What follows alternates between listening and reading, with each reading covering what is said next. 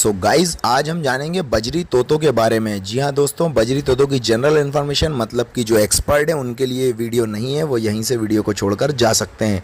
पर जो इनके बारे में जनरल इन्फॉर्मेशन जानना चाहते हैं वो इस वीडियो में रुकें।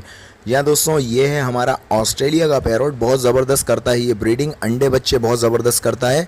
18 दिन के अंदर ये अपने अंडे में से बच्चा निकाल देता है और उसके बाद 35 से 40 दिन के अंदर उस अंडे में से जो बच्चा निकलता है उसको बड़ा करके ये अपने बराबर का कर लेता है। मतलब ब्रीडिंग इतनी फास्ट होती है दोस्तों, आपको देखकर आ जाएगा मज़ा। अगर अभी तक आपने इस बर्ड को नहीं पाला है तो ज़रूर से पाल। क्या कैसे पालते हैं